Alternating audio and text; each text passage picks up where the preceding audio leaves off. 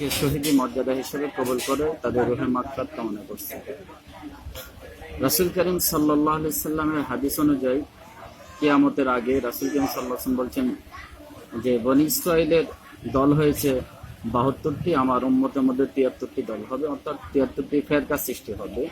ওর মধ্যে সকলে আসলে আমরা সঠিক ইসলামিক দল দাবি করব। প্রত্যেকে আমরা রাসূলের আওলাদ বা রাসূলের বংশধর বা আশিক রাসূল বলে দাবি করব। কিন্তু ইদানিং আমরা দেখতে পেরেছি কিছু লেবাসদারি যারা আত-তাওহীদ হিজবুত তাওহীদ নামে পরিচিত, তাদের একটি পত্রিকা রয়েছে বজ্রকণ্ঠ, এবং তাদের একজন ইমাম সেলিম মোহাম্মদ ইমাম, তিনি কোরআন এবং হাদিসের অপব্যাখ্যা করে দিন দিন বিভিন্ন জায়গাতে বিভিন্ন সেমিনার বিভিন্ন প্রোগ্রাম করে চালিয়ে যাচ্ছে। কিছু কম সংখ্যক লোক যাদের মধ্যে ইসলামিক জ্ঞান একেবারে কম, এরকম যাদের ইসলামিক সম্পর্কে জ্ঞান গভীরতা কম, তারা তার কথা শুনে মুগ্ধ হয়ে আজকে ক্ষতগ্রস্ত হচ্ছে। তো আমরা তাদের দিকে যদি আপনি স্পেসিফিকলি বলবেন যে কোন বিষয়গুলো, যে সে ধর্মীয় জ্ঞান কম, কোন বিষয়গুলো মাধ্যমে আপনি বুঝতে পারলেন? আমরা সাধারণ মানুষ তো, সাধারণ মুসলমান তো মনে করি উনি অনেক জ্ঞানী, উনি অনেক বিষয়ে আমাদেরকে প্রশিক্ষণ দিয়ে থাকে, অনেক সুন্দর কথা বলে থাকে। সাধারণ মানুষদেরকে উনি বিশেষভাবে এমন ভাবে ধোঁকা দিচ্ছে যে তারা আমাদেরকে, আলেম ওলামা যারা আছে তাদেরকে, আমাদেরকে ধর্ম ব্যবসায়ী বলা হয়।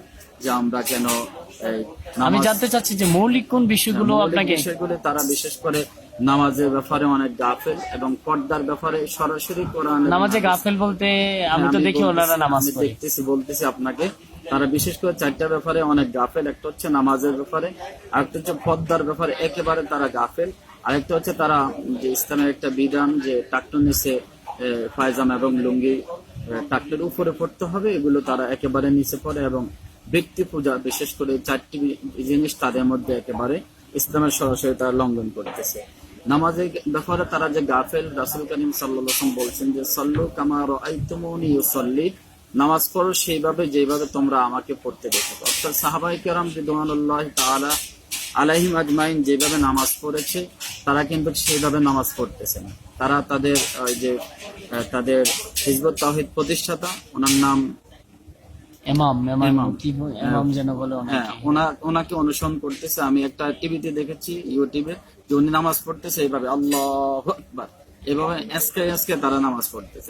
এগুলো কি কোরআন এবং হাদিস সম্মত না? এইভাবে নামাজ পড়ার কোনো বিধান কোরআন এবং হাদিসে নাই। এবং নামাজের ব্যাপারে বলা হয়েছে আল্লাযীনা হুম ফি সালাতিহিম খাশিউন, যারা আল্লাহর প্রিয় বান্দা হবে তারা নামাজের ব্যাপারে খুবই ভদ্র সহকারে তারা নামাজ আদায় করবে। অর্থাৎ আল্লাহর ভয় নিয়ে, খুশি এবং খুজু নিয়ে তারা নামাজ আদায় করবে। আসলে এই বিষয়টি লক্ষণীয়। ওনার একটা ভিডিও আমি দেখেছি এবং অনেকে নামাজ পড়তে দেখেছি, খুব তাড়াতাড়ি এবং নামাজ পড়ে, একটা ব্যতিক্রম ধর্মীয় আওয়াজ হয়।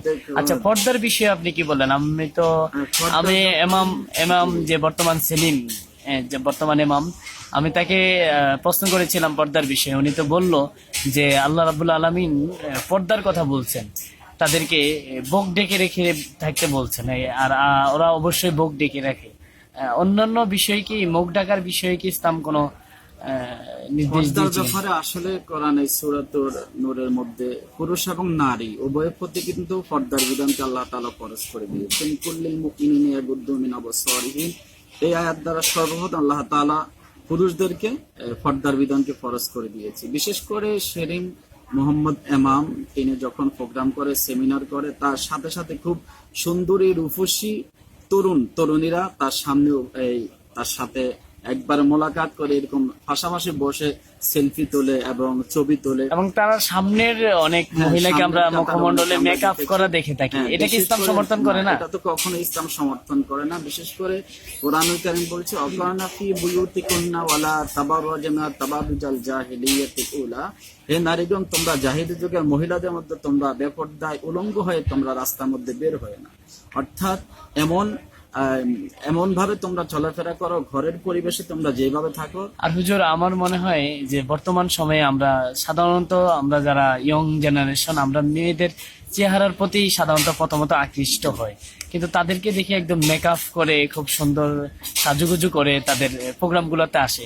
তো এটাকে কি আমরা ধর্মীয় প্রোগ্রাম বলতে পারি? এটাকে কোনোভাবে ধর্মীয় প্রোগ্রাম বলা যাচ্ছে না, যেহেতু কোনো মানুষ যদি ধর্মীয় প্রোগ্রাম করতে হয় তাকে আগে ধর্মের বিষয় জানতে হবে এবং তিনি ধর্মীয় সকল বিধিবিধান মানতে হবে। কিন্তু শেরি মোহাম্মদ ইমাম উনি নিজে ধর্মের অনেক গুণাবলী তিনি মানতেছেন না। বিশেষ করে উনি কখনো, আমি দেখি না তিনি টুপি পড়তে, তিনি কখনো ইসলামের যে এটা একটা বিধান, আসলে একটা সুন্নত, তিনি কখনো টুপি নিজে ব্যবহার করেন এবং তার দাড়ি অনেক ছোট ছোট, তার দাড়িকে অনেক সময় লম্বা করেন এবং তিনি ইসলাম দাড়ির বিষয়ে তো আমরা দেখি যেমন অনেকে, যেমন কারি আব্দুল বাসিতের নামকে আমরা দেখেছি, আল্লামা ইকবালকেও আমরা ছবিতে দেখেছি যে ওনারও দাড়ি নেই। দাড়ি তারপরে আমি যদিও ইখতিলাফ থাকে, বিভিন্ন ইমামগণ বিভিন্ন মতভেদ দিয়েছে, কিন্তু তিনি ইসলাম এটা তো একটা সুন্নাত, একটা সুন্নত যে সবাই সব সুন্নত মানতে পারবে এমনটা তো না।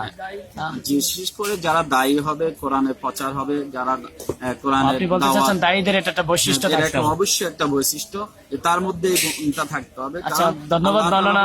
লিমা তাকুলুনা মা লা তাফআলুন, এমন কথা তুমি বলিও না যেটা তুমি নিজে আমল করো না। সুতরাং ইসলাম সম্পর্কে আমি ওনাকে, মাওলানা সাহেব, আমি যদি বলি যে ওনার প্রায় প্রোগ্রাম গুলোতে আমার ভিডিওতে ওনাকে দেখেছি যে ওনার টাকনুর নিচে প্যান্টটা, আমি যতটুকু জানি এটা হয়তো ইসলামের ফরজ বিধান যে টাকনুর নিচে প্যান্ট পায়জামা পরা যাবে না। রাসূল কারীম সাল্লাল্লাহু আলাইহি ওয়াসাল্লাম হাদিস অনুযায়ী তিনি বলছেন মা আসফালা মিনাল কাবাইনি মিনাল ইজারি ফিন্নার, অর্থাৎ টাকনুর নিচে যে অংশ থাকবে তা পায়জামা বা লুঙ্গি দ্বারা অথবা কোনো জামা কাপড় দিয়ে পরিধান ঢাকতে থাকবে, হাশরের ময়দানে আল্লাহ তাআলা ওই অংশকে জাহান্নামের মধ্যে পূরণ করে দিবে, অর্থাৎ ওই ব্যক্তির টাকনুর যে অংশ, ওই অংশ জাহান্নামে যাবে। আমি যতটুকু শুনেছি যে আল্লাহ রাব্বুল আলামিন নাকি ময়দানে হাসরে যারা টাকলু নিচে প্যান্ট পরে তাদের দিকে তাকাবেন না, এটা কতটুকু, এটা কি কোনো হাদিস?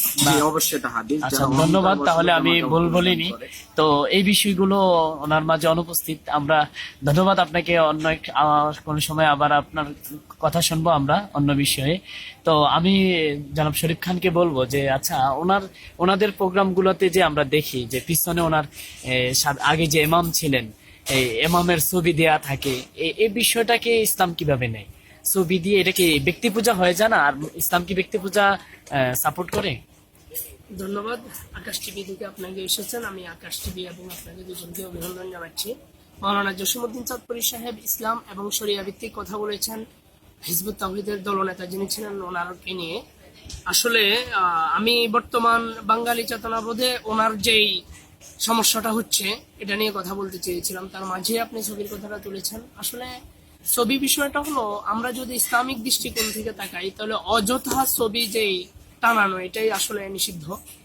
আর আরেকটা ব্যাপার হলো, আমরা সুন্নি জামাত যেই দলটাও রয়েছে আহলুস সুন্নাত ওয়াল জামাত, এর বাহিরে আমরা ছবি টানানোর মধ্যে আমরা কিছু উগ্রপন্থী শিয়াদেরকে দেখি যারা ছবি টানানোর। আপনি বলতে চাচ্ছেন যে আহলে সুন্নাত ওয়াল জামাতের অনুসারী, যেমন এই জামাতের অন্তর্ভুক্ত বলতে যারা আহলে সুন্নাতের জামাতের অনুসারী বাংলাদেশের অধিকাংশ মানুষ, তাদের বাহিরে যে শিয়া সম্প্রদায় রয়েছে, শিয়া সম্প্রদায় এরকম ছবিটা নিয়ে প্রোগ্রাম করে, এরকম কিছু বলতে চাচ্ছেন? মানে হলো ওরা আহলে সুন্নাত ওয়াল জামাতের থেকে ভিন্ন বহিরাগত একটা আকীদাকে ওরা নিজেদের মধ্যে প্রতিফলন করতেছে, নিজেদের মধ্যে একটা আমল করতেছে।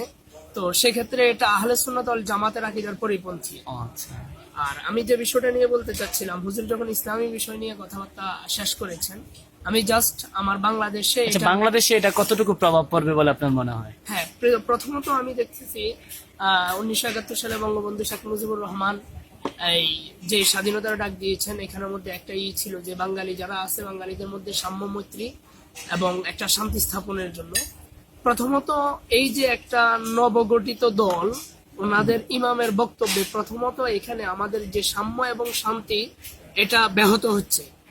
প্রথম হলো, সাম্য এবং শান্তি প্রতিষ্ঠা করার জন্য একটা ব্যক্তি প্রথমে তার পরিবারকে প্রতিষ্ঠা করবে, পরিবার থেকে সমাজ, সমাজ থেকে একটা রাষ্ট্র, এভাবেই আস্তে আস্তে আমরা এটাকে বিনির্মাণ করব। কিন্তু প্রথম পরিবারতন্ত্রের মধ্যে ইসলাম এবং আমার বাঙালি চেতনার মধ্যে এই দুটাকে ঠিক রাখার জন্য যে পরিবারতন্ত্র, এটার মধ্যে আঘাত হানছে এই দলটি। কিভাবে আঘাত হানলো? আপনি দেখেছেন কিছুদিন আগে, যেহেতু আপনি সাংবাদিক সাহেব দেখেছেন, আপনি যমুনা টেলিভিশনের একটা প্রোগ্রামের মধ্যে বিভিন্ন পরিবারের বিভিন্ন নারীদেরকে বিভিন্ন রকম প্রলোভন এবং বিভিন্ন রকম সুন্দর কথাবার্তা বলে এদেরকে পরিবার থেকে আলাদা করে এনে ইমাম তার নির্দিষ্ট জায়গার মধ্যে রেখে এদেরকে বিভিন্ন রকম প্রশিক্ষণ দিচ্ছে। সাধারণ মুসলমান, সাধারণ মানুষদেরকে কনভিন্স করে ওদেরকে মডিফাইড করে এই দলে আনার জন্য। স্বাভাবিক আপনি দেখবেন মার্কেটিং লেভেলে যখন একটা নারী কাজ করে তখন পুরুষ থেকেও 3 গুণ বেশি আসর পড়ে। তারা এই নারীটাকে পণ্য হিসাবে ইউজ করে পরিবারটাকে ভেঙে তাদের দাওয়াতি কাজের জন্য, আমি দাওয়াতি কাজ বলবো না, তাদের যে একটা উদ্দেশ্য, তাদের স্বার্থ সিদ্ধির জন্য এগুলাকে ইউজ করতেছে। এটা অবশ্যই পরিবারতন্ত্রে প্রভাব পড়তেছে এবং পরিবার ভাঙ্গনের পরে বাঙালি জাতীয়তাবাদের মধ্যে প্রভাব পড়বে এবং ধীরে ধীরে ইসলামের যে পরিবারতন্ত্র এটাও আস্তে আস্তে বিনষ্ট হয়ে যাচ্ছে। অর্থাৎ ইসলাম তো সুন্দর শান্তিপূর্ণ পরিবার গঠনে ভূমিকা রাখে এবং গঠনের জন্য বলে, গুরুত্ব দেয়, কিন্তু এক্ষেত্রে আমরা কি বলবো যে হিজবুত তাওহীদ ইসলামের উল্টো কাজটা করছে? মানে অবশ্যই এটা কি আমরা- ইসলাম বিরোধী কাজ হয়ে যাচ্ছে না? অবশ্যই এটা আজকে প্রতিষ্ঠিত সত্য। হিজবুত তাওহীদ এই তো কাজটা আমি করছে সর্বশেষ- এবং আমি জেনেছি যে অনেক পুরুষ এই ব্যাপারে খড়গহস্ত হচ্ছেন, যাদের নারীরা, যাদের বউ, যাদের স্ত্রী, যাদের মেয়েরা ওখানের মধ্যে গিয়েছে, এরা বিভিন্ন ব্যাপারে মামলার প্রস্তুতিও নিচ্ছে, আমি শুনেছি। কিন্তু তো এখনো আমাদের পর্যন্ত সাধারণ মুসলমানদের ব্যাপারে আপনার এই বিষয়ে কি, হিজবুত তাওহীদের ব্যাপারে আপনি কি বলতে চাচ্ছেন যে আমরা কি করব? আসলে বলবো সেটা হলো যে রাসূল সাল্লাল্লাহু আলাইহি ওয়াসাল্লামের একটি হাদিস আছে, ইন্না মিনাল বায়ানি লাসিহরান, কিছু কিছু মানুষের কথা বক্তব্য জাদুর ন্যায় আসর করে। এটা সত্য পথে হতে পারে, আবার বাতিল পথেও হতে পারে। এই লোকটা জাদুকরী কিছু বক্তব্য, মানে ইসলামের বিরুদ্ধে ইহুদি এবং খ্রিস্টানদের কিছু নির্দিষ্ট, যেমন জঙ্গিবাদ, হ্যাঁ, এটা ইহুদি এবং খ্রিস্টানদের তৈরি করা একটি কথা। সে ইসলামের মধ্যে জঙ্গিবাদ কেন হচ্ছে, ইহুদিদের এই কথাটাকে নিয়ে ইসলামী জঙ্গিবাদ হচ্ছে, এর থেকে আমাদেরকে বাঁচতে হবে। মানে তাদের তৈরি করা যে এজেন্ডাটা, এটাকে মুসলমানদের মধ্যে বিরূপ প্রতিক্রিয়ার মধ্যে মানে সে বর্ণনা করতেছে, যেখানে ব্যবহার করতেছে সে এটাকে, যেখানে জঙ্গিবাদ ইসলামের মধ্যে নেই। কিন্তু কিছু মিডিয়া আর মানে যে কিছু হলুদ মিডিয়া রয়েছে ইহুদি খ্রিস্টানদের তৈরি করা, তারা এই জঙ্গিবাদটাকে তৈরি করেছে মুসলমানদেরকে ধ্বংস করার জন্য।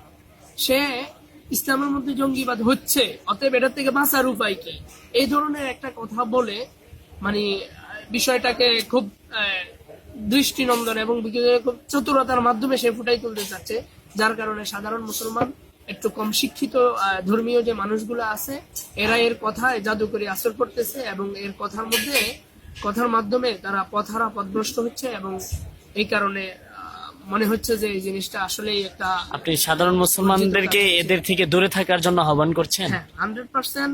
আপনি যখন কোনো বক্তব্য দেয় এই ব্যাপারে, ভালো কোনো ইসলামিস্ট, ভালো কোনো ইসলামিক স্কলার, ভালো কোনো আলেমের সাথে এই ব্যাপারটা নিয়ে আলোচনা করে যদি সে সমাধান না পায় তাহলে সে তার সিদ্ধান্ত নিবে। তবে অবশ্যই ইসলাম সম্পর্কে যিনি পূর্ণ জ্ঞান রাখেন, ইমামের এই কথাগুলো নিয়ে ওই পূর্ণ জ্ঞানী ওই লোকটার সাথে কথা বলে এরপরে তাকে সিদ্ধান্তের আহ্বান জানাচ্ছি। এবং আমি ব্যক্তিগতভাবে মুসলিম হিসাবে এই মানুষটাকে এবং এই দলটাকে আমি মনে করি ইসলামের মধ্যে নবউথিত একটা দল, যেটা আমাদেরকে জান্নাত নয় বরং জান্নাতের বিপরীত কোনো গন্তব্যের দিকে আমাদেরকে পৌঁছিয়ে দিবে। আমি সবাইকে বলবো, আমার আহলে সুন্নাত ওয়াল জামাতের আকীদাধারী আমার ইসলামপন্থী ভাইদেরকে, মুসলিমদেরকে বলবো, এই নব্যগঠিত এই ভ্রান্ত পথ থেকে আমরা যাতে বেঁচে থাকতে পারি। ধন্যবাদ শরীফ খান আপনাকে। আপনার মাধ্যমে দেশবাসীর কাছে আমরা এই মেসেজটি পৌঁছে দিতে চাই যে নব্যগঠিত ইসলাম বিরোধী একটি শক্তি ইসলামকে পুঁজি করে যে অপপ্রচার এবং ইসলামকে নিয়ে যে বেহালিপানা করছে, এর থেকে যাতে আমরা সাধারণ মুসলমান দূরে থাকতে পারি, মহান আল্লাহ রাব্বুল আলামিন আমাদেরকে সে তৌফিক দান করুক। মাওলানা জসিমউদ্দিন সাদফির এবং শরীফ খান, আপনাদের দুজনকে জি সাদফির সাহেব কিছু বলতে চাচ্ছেন? যে আমি আরেকটু বলবো যে তারা যে ছবি বিশেষ করে তারা ব্যবহার করতেছে, যে কোনো ইবাদতের পূর্বে যদি ওই জায়গার মধ্যে যদি ছবি থাকে, বিশেষ করে রাসূলের একটি হাদিস আছে যে না তাত্তাকিদুল মালাইকাতু বাইতান ফিহি কালবুন ওয়ালা উকাসা, যে ঘরে কুকুর বা জীবজন্তুর ছবি থাকে ওই ঘরে রহমতের ফেরেশতা প্রবেশ করে না। এখন তারা যতগুলো প্রোগ্রাম করে, সেমিনার করে, প্রত্যেক প্রোগ্রামের পেছনে তাদের যে ইমাম ওনার ছবি থাকে। তো সুতরাং যে দলের ছবি ব্যবহার করে এটা কোনো মুসলমানের ধর্ম হতে পারে না। যারা ছবি পূজা করে এটা হচ্ছে মূর্তি পূজার একটা শামিল, মূর্তি পূজার মূর্তি পূজার মতো শিরকের অংশ বিশেষ, শিরকের অংশভুক্ত। এবং দুনিয়াতে যত নবী রাসূল আসছে, আল্লাহ তাআলা সকল নবী রাসূলকে পাঠিয়েছে একমাত্র আল্লাহর দিন, আল্লাহর হুকুম কায়েম করার জন্য, দুনিয়াতে যত মত যত পথ রয়েছে সবকিছু পরিহার করার জন্য। সুতরাং তারা আল্লাহর দিন কায়েম করতে চাচ্ছে না, তারা একজন তাদের যে ধর্মের যিনি গুরু যে প্রতিষ্ঠাতা তাকে প্রতিষ্ঠাতা করতে তারা চাচ্ছে। প্রতিষ্ঠিত করতে এবং চাচ্ছে। তার ছবি প্রত্যেকটি প্রোগ্রামে তারা ব্যবহার করতেছে। তো আমি বলবো যে ঘরে রহমতের ফেরেশতা থাকে না, যে সেমিনারে যে প্রোগ্রামে, সেখানে ইসলাম তো অনেক সাপোর্টও করে না, সেখানে কোনো আল্লাহ রহমতও থাকতে পারে না, সেটা কখনো ইসলামিক দলও হতে পারে না। আমি দেশ এবং জাতির কাছে এটাই আবেদন করব, যারা আমাদের, আমি কয়েকদিন আগে দেখছি অনেক আমাদের মতো কিছু লেবাসদারি আলেম, হয়তো তাদের জ্ঞান না থাকার কারণে তাদেরকে হয়তো কিছু টাকা পয়সা দিয়ে গরিব ফ্যামিলি কিছু এরকম লেবাসদারি, মাথার মধ্যে টুপি দিয়ে গায়ের মধ্যে পাঞ্জাবি পরিহার করে তাদেরকে ব্যবহার করছে। যে আপনি বলেন আমি এতদিন ইসলামিক জ্ঞান জানতাম না, এখন এখানে এসে আমি অনেক কিছু জেনেছি, অনেক কিছু শুনেছি, যার কারণে আমি এখন হিজবুত তাওহীদের একজন সংগঠনের একজন সদস্য হিসাবে আমি এই সংগঠনকে কবুল করলাম। এগুলো হচ্ছে সম্পূর্ণ ভ্রান্ত ধারণা। কোনো শিক্ষিত মানুষ, কোনো বিবেকবান মানুষ এই সংগঠনে এরা হয়তো কোনো প্রলোভনে পরে এই কাজটি করছে বলে আপনার মনে হচ্ছে না? জি অবশ্যই। আচ্ছা, ধন্যবাদ মাওলানা জসিমউদ্দিন চাঁদপুরি এবং শরীফ খানকে।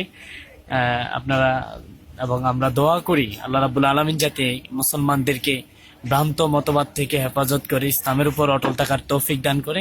আজকের মতো এখানেই বিদায় নিচ্ছি। আসসালামু আলাইকুম ওয়া রাহমাতুল্লাহি ওয়া বারাকাতুহু।